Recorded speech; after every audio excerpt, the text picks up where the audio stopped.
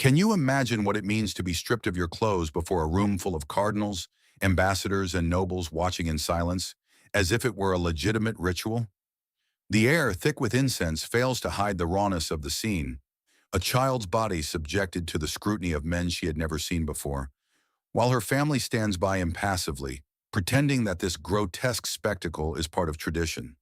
And in the end, when their gazes grow weary and words fade away, that young girl is handed over to a much older man who smiles with satisfaction as the door is shut from the outside with a sharp thud that heralds the beginning of her confinement. You are barely 13 years old. That is your first wedding night. What for others would be a cause for celebration becomes, for you, the confirmation that your life will never belong to you. Lucrezia Borgia, whose name has crossed the centuries shrouded in rumors and shadows, was not the poisonous enchantress of legend, but a sacrifice pawn on the power board of Renaissance Italy. Daughter of a corrupt pope, sister of an implacable warrior, raised not as a person, but as a trophy destined to seal alliances. Her story is the chronicle of violence disguised as ceremony, of innocence turned into a bargaining chip. Many believe they know her, but what is repeated in textbooks and novels is barely a mask. Behind the poisonous and seductive figure lies a life shattered by impositions, silences, and betrayals. From that first wedding night marked by terror to her last breath drawn during a cruel childbirth, Lucrezia always walked along paths mapped out by others. Her existence was a constant sacrifice in the name of power. If you think you have heard the story of Lucrezia Borgia, prepare yourself. What you are about to discover are not fables or fantasies of scandal-hungry chroniclers, but the raw truth of a woman trapped in a system that used her from the cradle to the grave. I invite you to immerse yourself with me in this dark and harrowing tale that no school textbook has ever dared to tell with honesty. Rome, in the year of our Lord 1480, the city burned between the solemn scent of masses and the dangerous murmur of conspiracies when a girl destined never to know a common existence was born. Her name was Lucrezia Borgia, daughter of Rodrigo Borgia, an ambitious cardinal of Spanish origin, and Vanozza Catanei, the most constant mistress of that power-hungry man. In other families, the birth of a daughter was a cause for private joy. For the Borgias, it was the start of a strategy. To them, children were not the fruit of love or chance, but carefully sharpened weapons for the future. From the cradle, Lucrezia was molded as a treasure to be exhibited, not as a child to be loved. While games echoed in the courtyards of other houses, she learned to dance gracefully, to recite Latin verses with precision, and to play instruments as if every note were part of a secret exam. Her childhood was not marked by free laughter, but by endless lessons that turned her into a spectacle. By age 5, she had already mastered several languages, but not to express herself or to dream. She did it to impress, because everything in her education had a single purpose: to make her a perfect trophy for the noblemen her father chose. She grew up surrounded by luxury, but every ornament, every embroidered dress, was also a chain. Every gesture was watched, every mistake severely corrected, every smile rehearsed until it seemed natural. She learned very early on that affection came only as a reward for obedience, that love was a conditional contract, and that tenderness could vanish in an instant if she did not meet expectations. The pride her father felt for her was not that of a parent, but of a merchant guarding a precious investment. Barely 8 years old, her name was already slipping into secret letters between princes and ambassadors, described as the ideal future wife to secure alliances. While other girls her age dreamed of rag dolls, she was treated as a rare jewel whose purity had to be protected until the day a powerful man paid for her. Gradually, even her mother's figure faded, replaced by tutors, friars, and diplomats, all tasked with polishing her until she became the perfect lady. In that environment, there was no room for tears or doubts. She learned to keep silent when she was afraid, to smile when she was sad, and to obey without understanding. Being a Borgia meant living enclosed by gold on the walls and silence in the soul. Her childhood, instead of being a sanctuary of innocence, was training for sacrifice. And the cruelest part is that she had not yet tasted the deepest wound that fate had in store for her. At barely 11 years old, Lucrezia's life changed in a way no young girl should ever know. Her father, Rodrigo Borgia, reached the pinnacle of ecclesiastical power. He was elected as the new Pope Alexander VI. For Christendom, it was a glorious event.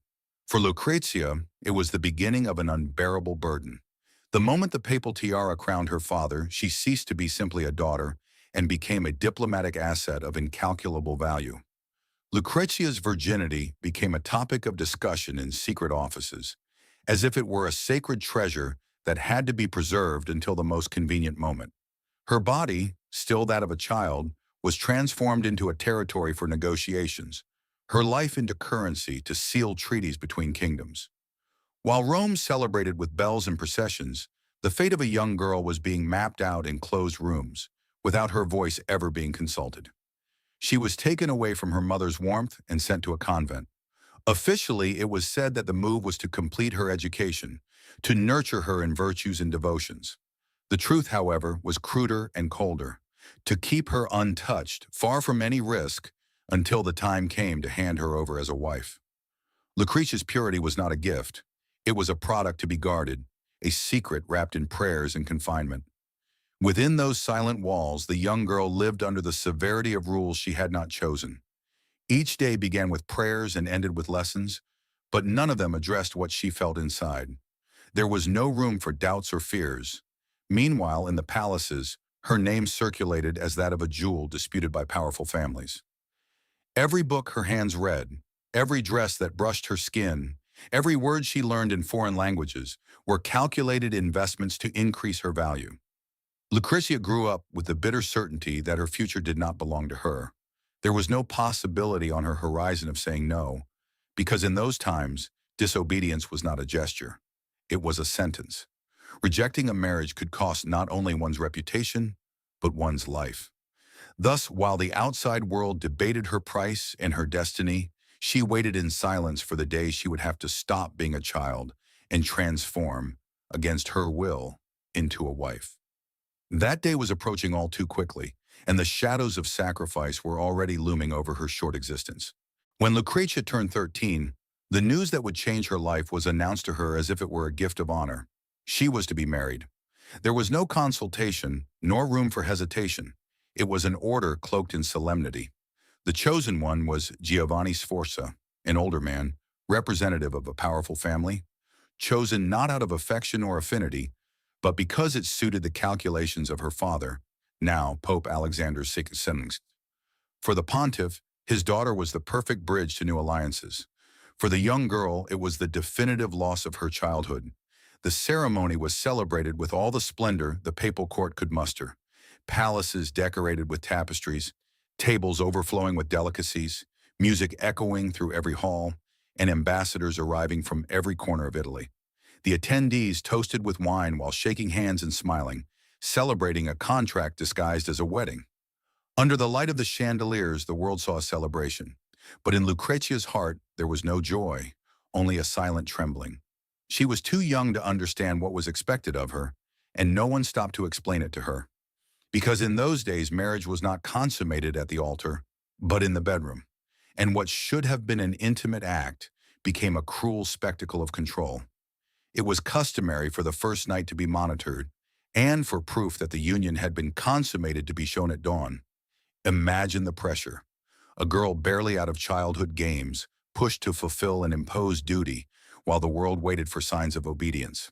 Some chroniclers suggest that Giovanni hesitated, that perhaps he did not immediately consummate the union. But the truth is that, with or without a pause, the wound was already open. Lucrezia was not led to the marriage bed as a young woman, with dreams of the future, but as a chess piece whose move had been decided by others.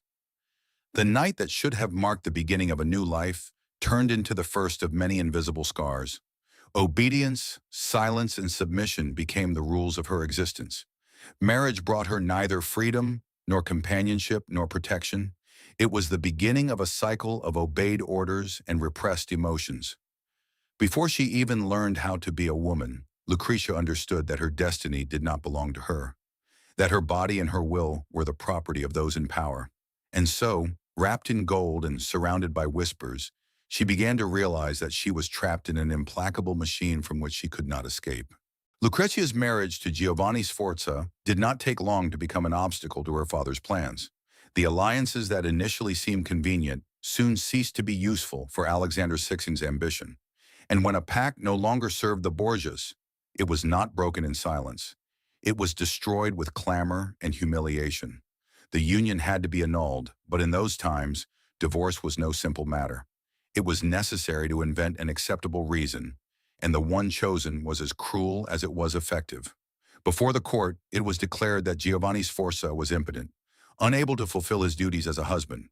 The accusation, pronounced aloud in front of prelates and ambassadors, was a blow to his pride and his name. Giovanni, wounded and furious, found himself reduced to public mockery, turned into the scapegoat of a political move. The betrayed husband's response was not long in coming, and it was even more brutal.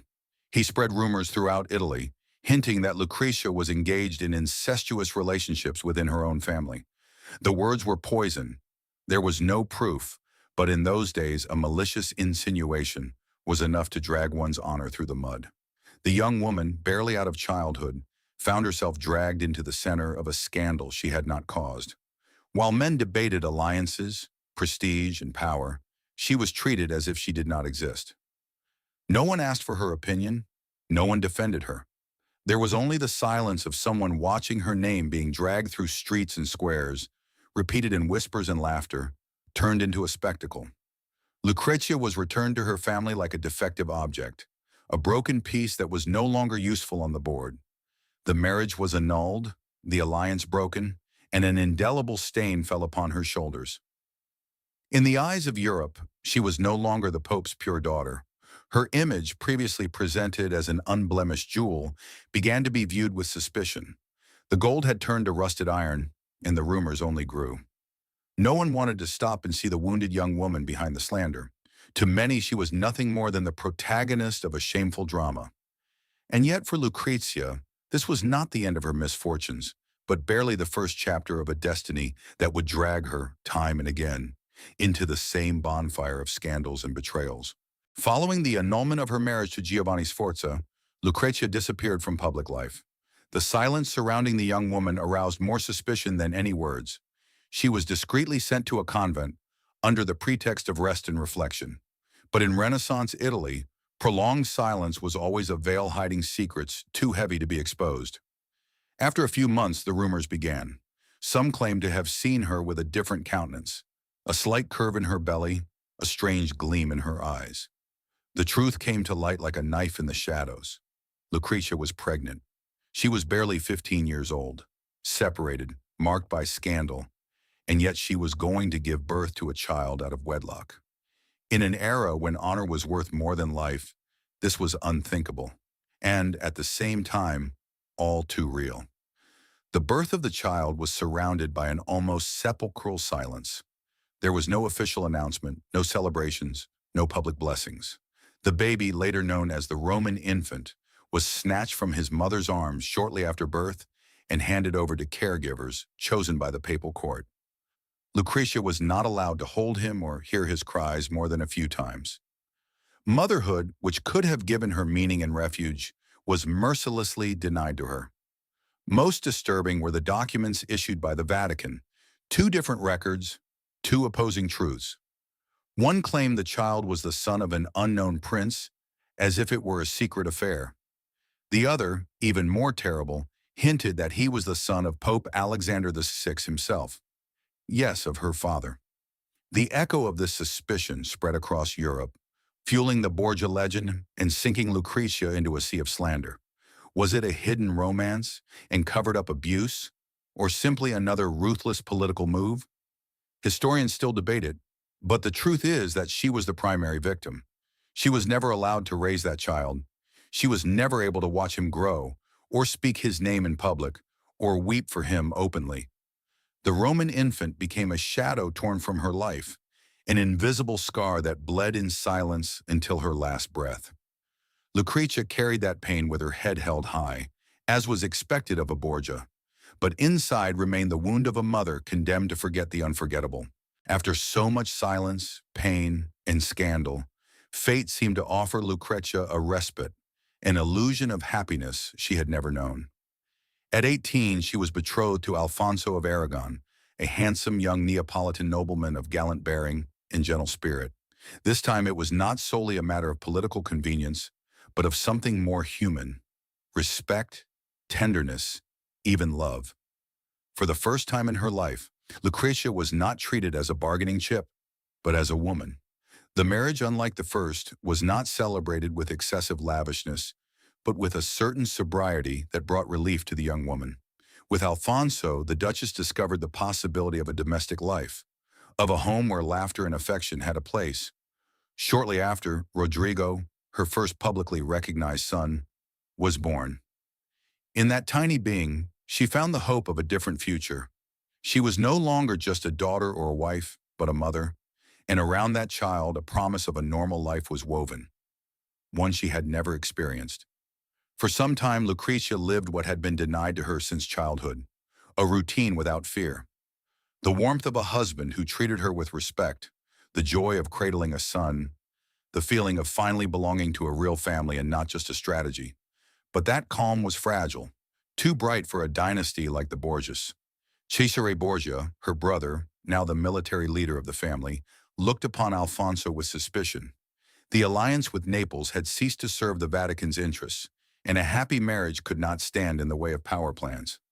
The relentless machinery began to turn once more. One night on the steps of the Vatican, Alfonso was attacked by hooded men. Repeated stab wounds tore his body. He survived for a moment, bleeding out in Lucrezia's desperate hands. She cared for him with devotion, begging for medical help. But the doctors sent seemed more like spectators than saviors. They did not cure, they did not heal. They only watched, as if waiting for life to slip away quietly. Though weakened, Alfonso held on for a few days, clinging to his wife's hope. Until one night, he was found dead in his bed. The official version spoke of complications. The truth, however, was whispered in every hallway. He had been strangled, murdered in silence, probably by order of someone with the same last name as Lucrezia. For the young Duchess, it was a devastating blow. She lost the only man who had treated her with humanity, the father of her child, and perhaps the only true love she ever had in her life. And the cruelest part was that she lost him knowing she could not scream, she could not accuse, she could not even show too visible a grief. Because she was still a Borgia, and Borgias did not cry. Borgias moved forward even if they were broken inside. Following the tragedy of Alfonso of Aragon, Lucrezia's life took a seemingly different path, though in essence it remained bound to the same chain of sacrifices. She was sent to Ferrara, where she became a duchess. From afar, her life seemed peaceful, elegant, wrapped in courtly pageantry and the calm of palaces. But behind the decorated walls, the reality was that of a cruel and silent cycle that imprisoned her body. Her existence was reduced to a ruthless routine: pregnancy, childbirth, brief recovery, and pregnancy once more. She became the womb of the dynasty, a biological instrument at the service of alliances and inheritances. Over the years, she endured at least 10 pregnancies, each heavier than the last. Her body, once fragile and delicate, was marked by invisible scars: the deep exhaustion of her womb, the fragility of subjected flesh, the pain that repeated itself like a relentless hammer. Not all of her children survived. 3 of them died while still small, and the wound of those losses remained buried under layers of silence. A duchess was not allowed to weep too much. Protocol demanded composure. The court demanded smiles, even if her heart was tearing apart. Lucrezia swallowed the pain like one swallows poison, maintaining a facade of strength while slowly consuming herself inside. Childbirth in those days was a true test of endurance at the very edge of life. There was no anesthesia, no hygiene, no safety. The closed, suffocating rooms were filled with inexperienced doctors and nervous maids. The air, thick with fear, was as heavy as the blood itself. Every contraction was a reminder that death could snatch her away at any moment. And yet, the pressure to bear heirs was constant, as if her value as a woman depended exclusively on her ability to give birth. Even the children who did survive could barely be kept with her. They were quickly handed over to tutors, wet nurses, and court advisors, as if they belonged more to the state than to their mother. Lucrezia watched them grow from afar, unable to hold them when she needed to, unable to share their laughter or their tears. It was like giving life and, immediately afterward, being stripped of that life. With the passing of the years, her letters hinted at a weary spirit. The gleam in her eyes faded, her writing reflecting fragility.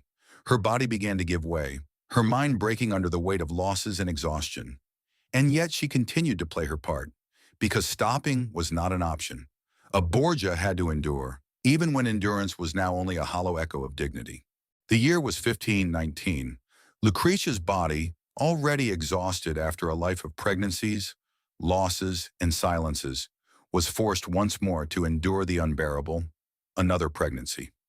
Those around her could clearly see that her strength was depleted, that this pregnancy was too cruel a burden for a woman who had already been worn down to the limit. But no one listened to her fears, because in her world a duchess's will did not count. Only her obedience and the result mattered. Another heir. During childbirth, complications soon arose. Intense hemorrhaging, an extremely high fever, and delusions that made her murmur forgotten names, fragments of prayers, and memories of a life marked by submission. The doctors, helpless and limited by the medicine of their time, could do little more than watch her slowly waste away. There was no anesthesia, no antibiotics, no hygienic conditions. What in any other era would be a moment of risk became a death sentence for her. She spent entire days in delirium and unbearable pain. In those delusions, she seemed to relive scenes from her past, her first monitored wedding night, the humiliation of the slander, the child snatched from her arms, the love lost on the steps of the Vatican. It was as if memory, before fading away, forced her to retrace every shadow she had carried in silence. Meanwhile, the court waited at a distance. There was concern, yes, but not that of those who fear for a beloved woman. Rather, it was the cold tension of those contemplating the potential loss of an important piece in the political game. Even in her agony, Lucrezia was not seen as a mother or a wife, but as a link of power that could break.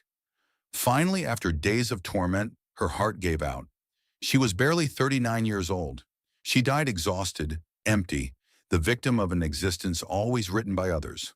Around her bed there were no sincere tears or tributes of love, only the icy silence of an expected end.